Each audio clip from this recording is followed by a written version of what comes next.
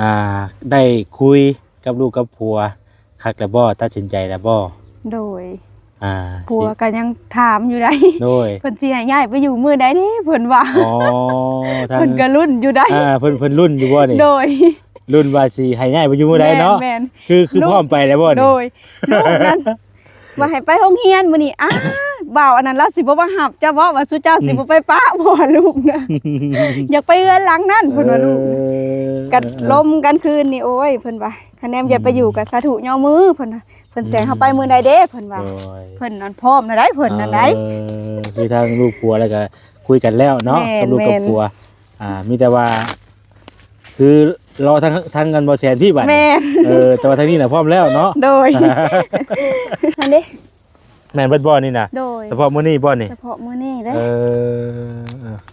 หายใส่ไว้แล้วก็ยิบบัดนี้เนาะแม่นแนะเพิ่นเร่งเด้เพิ่นว่าอยากให้ท่านปีใหม่นี่ว่าโอ้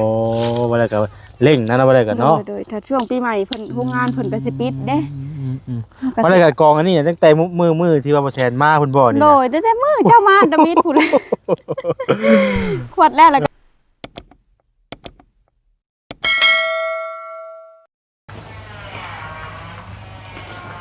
พี่น้องเอ้ยเนาะมาพบพ่อกันอยู่เตาถ่านของทางน้องทองมีเพิ่นคือเก่าพี่น้องเอ้ยเนาะกราบทักทายสบายดีพ่อแม่พี่น้องเบิดสุขุสุขคนเด้อพี่น้องเด้อพบพ่อกันตอนแดงๆเนาะ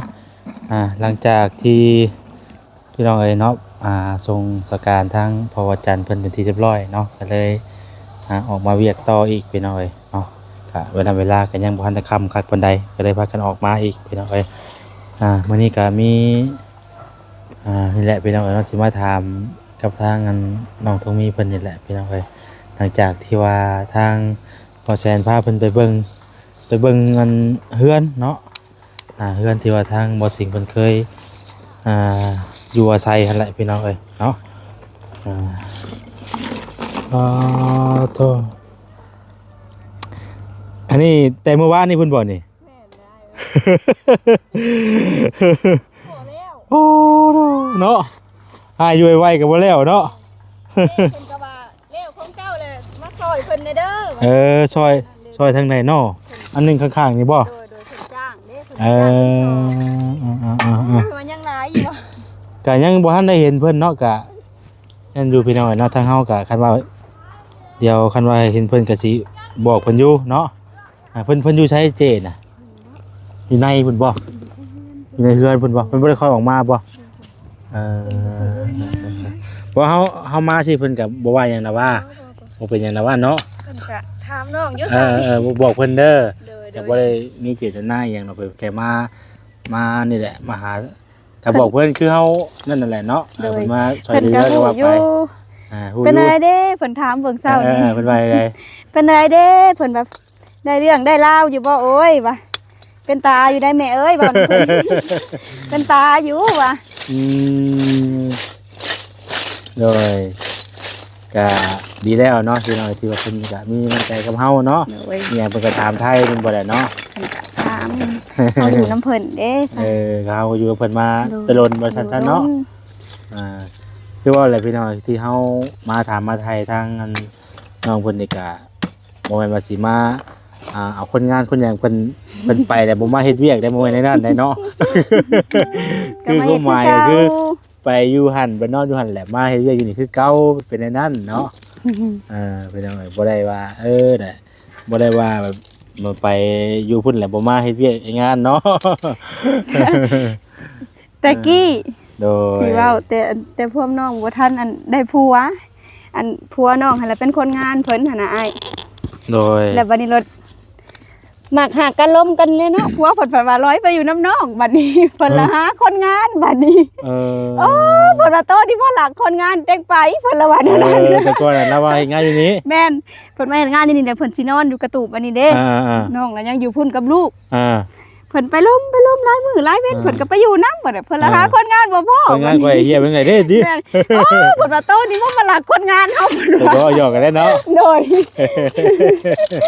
โอ้น้องว่าบ่ได้หลักแล้วว่าเพิ่นมาเองได้บ่มันเป็นยังดอกพี่น้องเฮาก็เราจะสอบอะไรมื้อนี้นั่นดิ แม่นเบิดบ่นี่น่ะ โดย เฉพาะมื้อนี้บ่นี่ เฉพาะมื้อนี้เด้ เออหายใช่ไว้แล้วก็ยิบบัดนี้เนาะ แม่นเด้ เออ เพิ่นเร่งเด้เพิ่นว่าอยากให้ท่านปีใหม่นี่ว่า โอ้บ่ได้ก็เร่งนั่นนะบ่ได้ก็เนาะ โดยถ้าช่วงปีใหม่เพิ่นโรงงานเพิ่นก็สิปิดเด้ บ่ได้ก็กองอันนี้ตั้งแต่มื้อที่ว่าบ่แซนมาพุ่นบ่นี่ โด นะ ยแต่มื้อเจ้ามาดมิดพุ่นเลย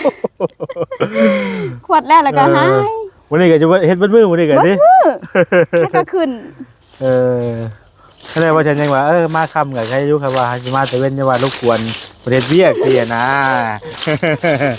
ก็บ่อยากรบกวนปานใดพี่น้อยเนาะคันมาก็ช่วงแดงๆก็ใครแน่ก็คุยกันได้เล็กๆน้อยๆแล้วก็ คิดว่า งานก็ใคร เจ้า แน่ สิ ได้ บ่ เฮ็ด มา อยู่ แล้วได้ค่ำแล้วเด้ซะ อันนั้นพอดีไปส่งสการเพราะว่าจันทร์ อ้าวบ่ เพิ่นเสียอยู่ในบ้านน่ะก็เลยพากันมาค่ำแน่มื้อนี้นะมาค่ำแน่พี่น้องเอ้ย เอา เนาะ ใส่เบิดเลย ได้เพิ่นอยู่หั่นแหละจังได้สารได้คุยกับลูกกับผัวคักแล้วบ่ตัดสินใจแล้วบ่ โดย อ่า ผัวก็ยังถามอยู่ได้ โดย เพิ่นสิให้ย้ายไปอยู่มื้อใดเด้เพิ่นว่า อ๋อทาง เพิ่นก็รุ่นอยู่ได้ เพิ่นรุ่นอยู่บ่นี่ โดย รุ่นว่าสิให้ย้ายไปอยู่มื้อใดเนาะ แม่น คือ ลูก พร้อมไปแล้วบ่ โด นี่ ยลูกนั้นว่าให้ไปโรงเรียนมื้อนี้บ่าวอันนั้นเราสิบ่มาหับเจ้าบ่ว่าสุเจ้าสิบ่ไปปะบ่ลูกนะอยากไปเอื้อนหลังนั่นเพิ่นว่าลูกกันลมกันคืนนี่โอ้ยเพิ่นว่าคะแนนอย่าไปอยู่กับสาธุย่อมือเพิ่นน่ะเพิ่นแสงเฮาไปมื้อใดเด้เพิ่นว่า โดย เพิ่นนั่นพร้อมนะได้เพิ่นนั่นได้ คือทางลูกผัวแล้วก็คุยกันแล้วเนาะ แม่น กับลูกกับ แม่น ผัวมีแต่ว่า คือรอทางกันบ่แซนพี่บัด แม่ แต่ว่าทางนี้น่ะพร้อมแล้วเนาะ โดยเมียก็เลยว่าโอ้ยเพิ่นก็ไปตามขั้นตอนเพิ่นเลยเฒ่าเอ้ยว่า ได้จังว่าบ่แซนจังว่าเอากลับมาถามมาไทยมาคุยอีกรอบนึงเนาะ โดย เพราะว่านี่พาไปเบิ้งพี่น้องเลยเนาะว่านี่พาไปเบิ้งแต่ก็ตามที่เฮาถามทั้งน้องเพิ่นก็ว่าโอเคหรือว่าทำดอกทำเลหรือว่าเรือนชานก็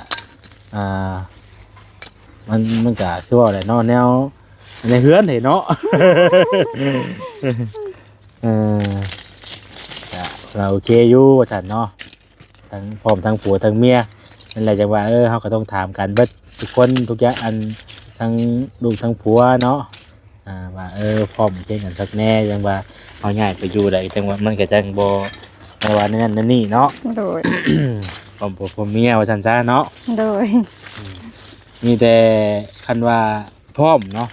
พร้อมสิไปแล้วก็สิถามทั้งอันน้องก้อนว่าสะดวกมื้อใดเนาะ โดย ว่าสะดวกมื้อใดแบบว่าเพิ่นบ่เร่งหางานบ่หรือเขาทานไปหยังเสียนะก็บ่แซนจังสิพาให้ไปเนาะ โดย เครื่องได้มีเครื่องหยังมีเครื่องเครื่องของได้มีหลายจ้ะบ่คันว่าย้ายไปนะ ก็ลายอยู่หั่นแหละอ้ายเอ้ย เบิดบ่เที่ยวหนึง บ่อนอยู่บ่นอนหั่นแหละเสื้อ มีแต่ ผ้า ที่ถือย้อนเนาะ โดยเครื่องใช้ในเฮือนนี่แหละ ไม่ใช่ใน ถ้า เรื่ ก็ อง บ่ ใน หลา ชาย ติ ปานใด นั่น ก็ เนาะ เอาของเพิ่นมาใช้นำเด้ อ๋อ พวกกระถางนอกกระถางน้ำในของเพิ่น โอ้โอ้ ก็สิได้เก็บส่งคืนเพิ่น อ๋อทางน้ำทางในที่ว่าเพิ่นเอาให้เฮาใช้น่ะบ่ โดย อ๋อ ก็คิดอยู่ได้น้องว่าคะแนนว่าหายถาดแล้วนี่ก็สิหาเตรียมไปเมียนไว้ให้เพิ่นหั่นนะเพื่ออ้ายมา ห หั รื บ อว่า ไปแล้ว ให้ สิ ทา ส นแล้ว บาย ก่อนบ่ให้ทานจุดนี้แล้วก่อนเนาะ โดย หรือว่าในใดทางน้องคิดว่าในใดให้ทานแล้วก่อนบ่จังไปหรือว่าในใดน่าต้องถามความสะดวกทางเจ้าอีกก่อน อืม เอาพร้อมมื้อใด ไปเลย สิ บ่ลูก ไปเลย ไปเลย โอ้บ่เลย เพิ่นถ่าอยู่ใด ลูก เพิ่น ชาย ท้อง นี่ก็ ทางอยู่ใด เอกไปนอนอยู่หั่นบ่โอ้ ไปเลยบ่หายถาดเด็ดเที่ยวลง ทาน มา แล้ว เอา ก่อน บ่ บ่ ฮะ เพิ่นอยากไปอยู่หั่นแหละ อย่า เนาะ ไปถึกใจ หลายท่านก็ยังกังวลพี่น้องเนาะกังวลเรื่องว่าสิ่งเราสิมานั่นนี่บ่เนาะก็เมื่อวานนี่บ่แซ่นได้บอกเราไปแล้วเนาะ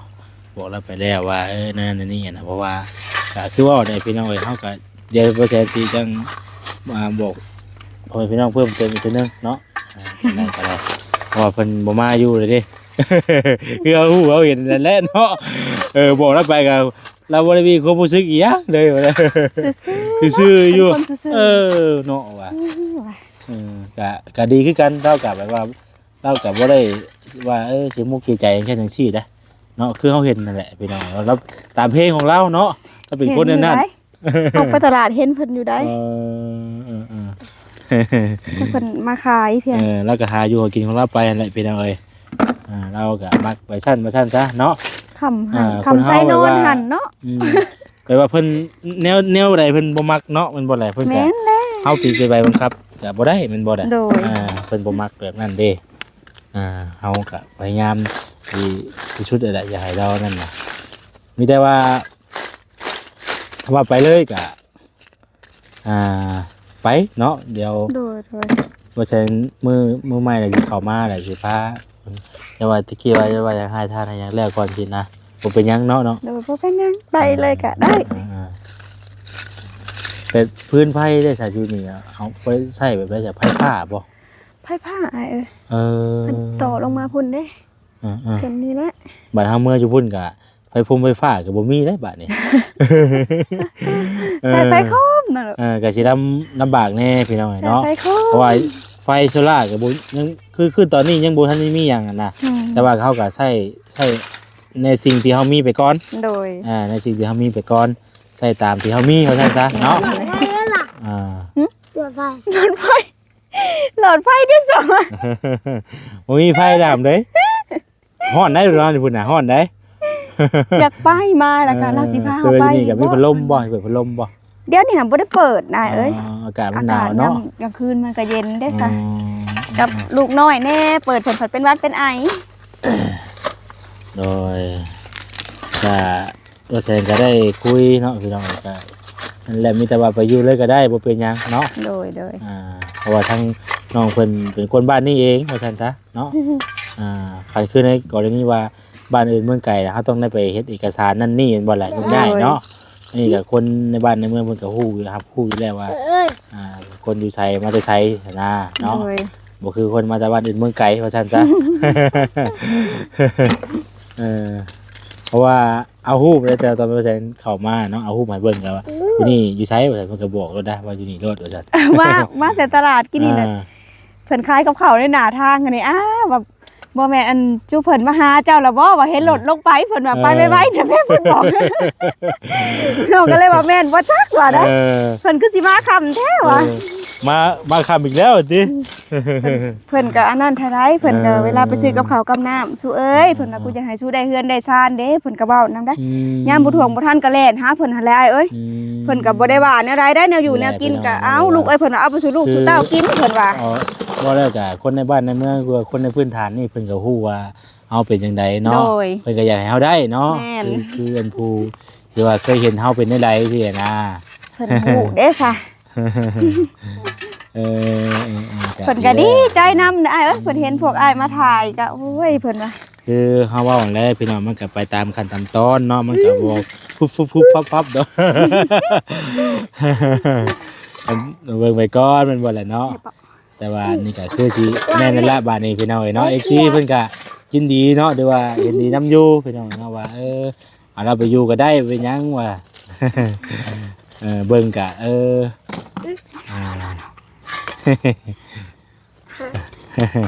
ใช่แม่ว่า ดุแท้ ใช่แม่เฮ็ดเวียกได้ใหญ่มาเด้อใช่แม่เฮ็ดเวียกเพิ่นบ่ได้เพิ่นไปโรงเรียนจะบ่มื้อนี้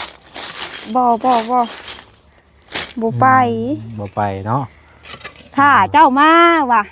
ถามว่ามา คะแนนบ่ไปโรงเรียนแล้วเราบ่มาหับไปว่ะก็บ่เชื่อ โอ้ยเด็กน้อยเนาะเพิ่นจำเนาะ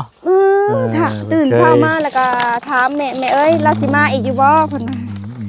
แม่ว่าแม่ก็บ่ฮู้แล้วว่ะไปถามน้าสาวเพิ่นน้าสาวก็มาถามหลานคืนมื้อนี้เราสิมาอยู่บ่เพิ่นว่า คือว่าอะไรเนาะเฮาก็บ่ได้บอกได้แจ้งก่อนสินะพี่น้อยแบบ ของเด้อลูกเฮาเพิ่นดีใจเด้ถ้า เนาะไปผู้ใดครับว่าไปอยู่มองอยู่หม้องใหม่ก็เอาพี่น้อยไปอยู่ได้ไปพักไปเช้าอยู่หั่นก็ก็คือมีแต่เฮาเฮ็ดเอาแหล้วเนาะ โดย บ่ได้วัดเอาพี่น้อยให้อยู่ให้เช้าอยู่หั่นได้เป็นวัดเป็นแรงได้เดี๋ยวเวียกก็เฮาก็เที่ยวเอาเฮ็ดงานก็คือเก่าแหล้วเนาะแต่ว่าบ่เฮ็ด คือเก่านี่แหละได้ซะ ว่าอะไรก็อยู่ใส่ได้เฮ็ดคือเก่าไปแล้วเนาะคือผู้รักผู้ใหญ่เพิ่นซอยเฮาก็เพิ่นก็เฮ็ดเวียกคือกันเด้จังสิได้เงินมาซอยเฮาก็ได้ ผู้ใหญ่คือบ่ได้เรียนจ้าใดก็ได้เพิ่นก็เฮ็ดเวียกงานคือกันเนาะเป็นมีหยังหรอกเพิ่นก็ได้คนแบบคือเฮานี่แหละแต่ว่าเพิ่นแบบว่าพอซอยได้สินะ โดย พอแบ่งปันได้เพิ่นก็แบ่งกันไป เพิ่น เพิ่นก็สิคิดเห็นแต่ข้าวแบบว่าแต่สมัยก่อนเฮาบ่มีสินะ แม่นหั่น เฮา แหละ บ่มีแหละมาเห็นสภาพการเป็นแบบนี้แหละก็อีโตนเพิ่นอยากซอยเนาะคือทางผู้รักผู้ใหญ่เพิ่นบ่ได้คิดอีหยังหรอกพี่น้องเพิ่นบ่ได้ต้องการหยังหรอกเพิ่นซอยไว้เลยก็ซอยไปแนะว่าเฮาปะพฤติตนดีแล้วก็เฮ็ดดีเพิ่นแฮงสนับสนุนว่าซั่นซะเนาะ มันก็เบิ่งอยู่นั่นแหละพี่น้องเอ้ยก็นี่ก็คอนกลุ่มเลยนี่ก็ บ่ เนาะ มอดจักเถื่อป้ามื้อคืนนี่เฮาได้ลุกมามอดได้เอ้ย บ่ เพิ่นใหม่แป้นอันนั้นเด้ แป้นนั่นก็ลามไปเลยบัดนี้เนาะ โดยทงมือแม่นี่แหละทำยังไงไหม มื้อได้หลายบาทนี่พี่น้องเอ้ยเนาะมีหยังกินกับข้าวตอนแรงมื้อนี่ ลงตลาดได้ตีนไก่มาต้มได้ ลงตลาดได้อันตีนไก่ โดย ย่างตีนไก่บ่ ว่าสิต้มตีนไก่ เออ ลงตลาดแล้วย่างตีนไก่ เอามีแต่ว่าอันน้องพร้อมตลอดเลยแม่นบ่ครับว่าบ่แซ่พา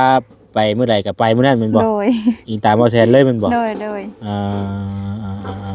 อย่าว่าทางนี้แบบว่ามื้อนั้นมื้อนี้ก่อนสิเฮาก็เลยมาถามก่อนเนาะ โดย แต่ว่ามาปุ๊บปั๊บโดยบ่ได้เตรียมตัวเลยไปมาเลยไปว่าเพิ่มฟองไปบ่ได้เลยเด้อ หอบลูกอุ้มไม้หน่อยเดี๋ยวบัดนี้ โอ้ยเนาะมาบ่ได้ได้กันมาแล้ว อ้าวเนาะได้ติ ได้เห็นเนาะ พี่เอ้ย บ่ได้ถามเด้อ ดื้อแท้ได้ลูก ก็สิว่าแต่เว้นกูนี่อยู่พี่น้องเนาะ โดย พอดีแรกเพิ่นก็ให้ทงให้ทานนี่แหละนี่ โอ้ยทานก็นักได้ เปียกบ่ พี่อัดหั่นเลยขวัดออกมาแล้วแหละให้ลูกโฮดให้หั่นนะเพิ่นหลดมอดไผ่บ่เบิด บ่ ป้าโทมันจะมาใหม่อ้ายเอ้ย มันลามได้เนาะ แม่ ทานนี่ครับถือไฟในหัวมันมีความร้อนมันก็อยากลามติดไปเลยได้ เพิ่นทมไปทางกลางแบบนั้นเลย ก็นอน12 โมงหูเมื่อขึ้นมาหลดเหือเบิดแถวนี้จะสั่งขวัดถาดใหม่ บ่แล้วก็ต้องได้จอบตลอดเนาะ จอบตลอดป้าบ่ได้ มันคือว่ามันคืนแล้วก็ต้องได้มอดอีกเนาะ คือไพ่เป็นนะคือการหาสมุดล่มนี่ก็ปิ้วถั่วเบิดฮอดบ่ละกองฐานก็ใหม่แล้ว ไปเรื่อยๆเนาะ แม่น มีแต่ว่าว่าก่อนบัดนี้เนาะค่ำมืดแล้วพี่น้องเอ้ยเราจะไปหา ใช่ เอาเว้ยป้าไปพุ่นแหละป้าไปมองอยู่พุ่นแหละพอแหละพี่น้องเอ้ยใครอยากสอบวันนี้โอ้หลายเติบอยู่เลยฮอดบ่50แต่ว่าฮอดบ่ 60 70บ่ได้ โอ้60-70เลยเนาะ โดยรวมหมดนะคะก็ได้ทานอัน200ปลาย กระสอบกับพอดีเป็นตะแพงเนาะกระสอบกัน ต้มได้เอ้ย ฮะ ต้มได้ในหม้อต้ม มันใหญ่โพด ให้มันหยาบบ่ โดยต้มให้มันแน่น เออ คันแน่ว่าบ่ต้มเพิ่นเนี่ยก็ พลอยบ่ เพิ่นอยากลุยนะ มันลุยเนาะ อยากยิบยากแน่เลย มันยังน่ะ แต่ไพ่กัน ไพ่อีกโอ้ไพ่อยู่นี่บ่นี่ ไพ่อยู่นี่เลยนี่ โอ้แจ้งยังกว้างบัดนี่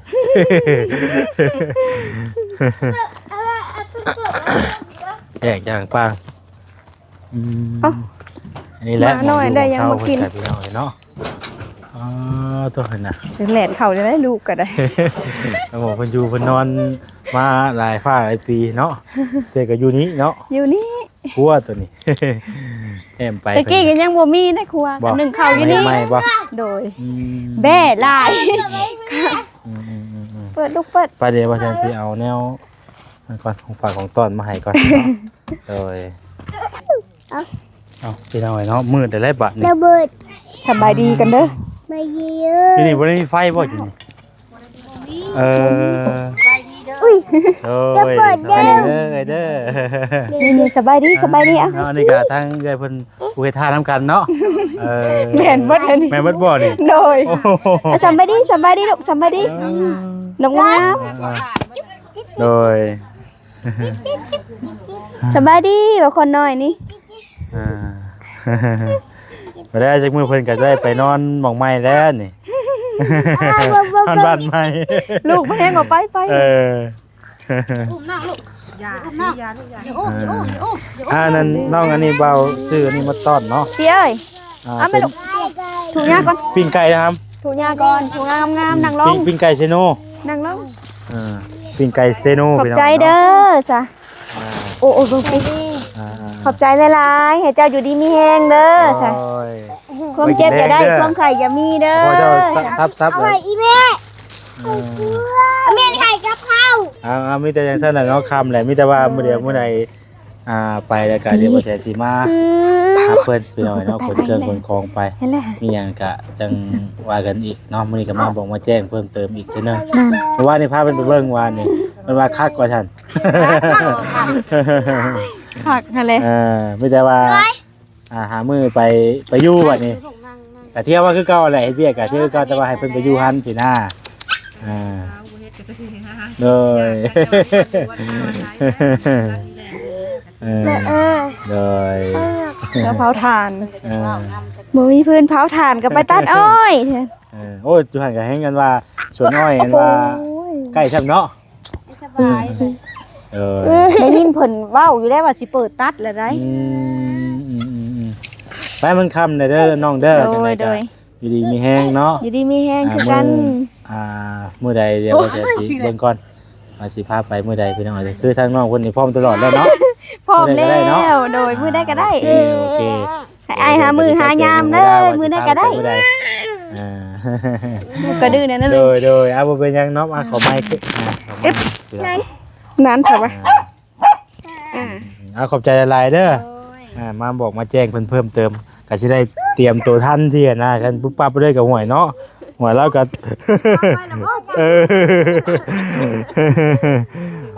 คือว่าจะรอดแล้วมันก็ไปตามขั้นตอนเนาะเอ้ยเนาะ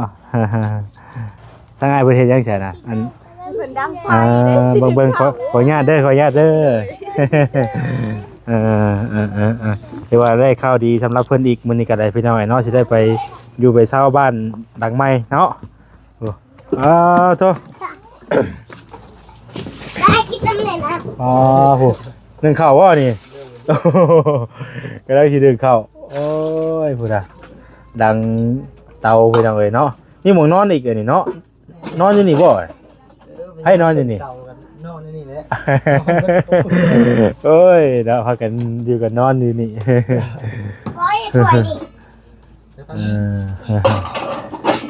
ทางเงินว่าน้องคนหนึ่งเขาไปน้องไอ้เนาะหนึ่งเขาจนแรงเอาไว้แล้วว่าไว้สูงเนาะปิ้งไก่น่ะปิ้งไก่ชิโน่ไม่ได้หาไว้ล่ะไปกินว่าปิ้งไก่ชิโน่ เนื้อหนา โดยหนึ่งเข่าอะไรไปน้องไอ้เนาะเอาจังสั้นอะไรมื้อนี้ก็ได้มาบอกมาแจ้งเพิ่นพี่น้องไอ้เนาะว่าจะเป็นจังใดเรียนบอกอยู่ของเศร้าเพิ่นกับประมาณนี้ ป้าคำในพี่น้องเอ้ยเนาะก็สำหรับที่นี่กระทั่งบ่แสนจะได้ขอตัวจบคลิปกันฝากพี่น้องติดตามเนาะแล้วก็ว่ามื้อใดบ่แสนสิพาเพิ่นไปอยู่บ้านใหม่พี่น้องเอ้ยเนาะก็ติดตามเบิ่งก็คือสิบ่โดนก็สิเร็วๆนี่แหละพี่น้องเอ้ยเนาะเดี๋ยวสิพาเพิ่นไปอยู่คือตอนนี้น่ะเพิ่นพร้อมแล้วเนาะมีแต่ว่าเฮามามื้อใดก็พาเพิ่นย้ายไปอยู่หั่นเนาะแล้วก็เพิ่นก็เที่ยวมาเฮ็ดเวียกงานอยู่พี่เนาะไปสายพี่น้องเนาะจังไดก็ฝากติดตามได้พี่น้องเด้อเนาะสำหรับคลิปนี้ผิดพลาดประการใดขอโทษขออภัยก่อนอื่นก็ถ้าว่าผิดพลาดจังไดก็ขอโทษขออภัยนำพ่อพี่น้องหลายๆเนาะสำหรับมื้อนี้ลาไปก่อนแล้วอยู่ดีมีแฮงโชคดีปีใหม่ได้พี่น้องเด้อสบายดี